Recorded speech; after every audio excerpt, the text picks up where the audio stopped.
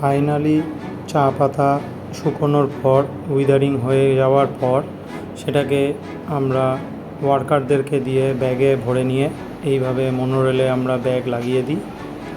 সেই ব্যাগের পাতা পৌঁছে যায় আমাদের যে সিটিসি মেশিন আছে তার মধ্যে। দেখতে পাচ্ছেন এইভাবে সিটিসি মেশিনে এই চাটা পৌঁছে যায়। সিটিসি মেশিনে সবার আগে এই রোটার ভ্যানের ভেতরে হপারের মাধ্যমে পাতাটা ঢুকিয়ে দেওয়া হয়। সেখান থেকে এই সিটিসির মাধ্যমে এক একটা কাট হয়ে এই গুগির মাধ্যমে চায়ের দানাটা সুন্দরভাবে তৈরি হয়ে তারপর সেটা পরের ধাপে চলে যায়, যেটা আমরা বলি সিঙ্গেল কাট।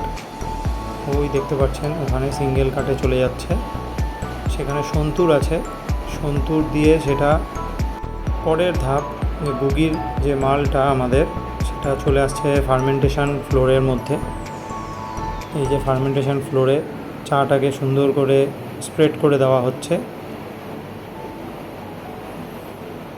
আর ঠিক সময় মতন যখন সেই চাটা রেডি হয়ে যাচ্ছে সেই চাটাকে আমরা গামলায় করে উঠিয়ে সেই দেখতে পাচ্ছেন একটা হপারের মধ্যে দিয়ে দেওয়া হচ্ছে, যেটা এই ডায়ারের মধ্যে পৌঁছে যাচ্ছে। সেইখানে এই চাটাকে আমরা ভেজে নিচ্ছি হিটের মাধ্যমে। তারপরেই এই চা ডায়ার মাউথ থেকে চাটা বেরোচ্ছে। ড্রায়ার থেকে বেরিয়ে শর্টিং রুমে চাটা চলে আসার পর এটা হচ্ছে আমাদের মাদার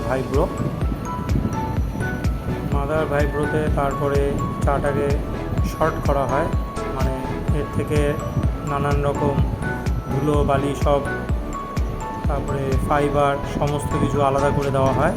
তারপর এটা হয়ে গেল প্যানওয়ার্ড। এটা হচ্ছে BOPL, সব থেকে বড়ো দানা। এটা BOP, এটা BOP-SM, এটা হয়ে গেল BP, এটা BPর ছোট BP-SM। তারপরে এটা হয়ে গেল আপনাদের OF, এটা হয়ে গেল PD, তারপরে হয়ে গেল লাস্টে ডাস্ট। তো এগুলো এখান থেকে গ্রেড ওয়াইজ তারপরে এখানে আলাদা আলাদা করে সমস্ত সুন্দর করে সাজিয়ে রাখা হয়।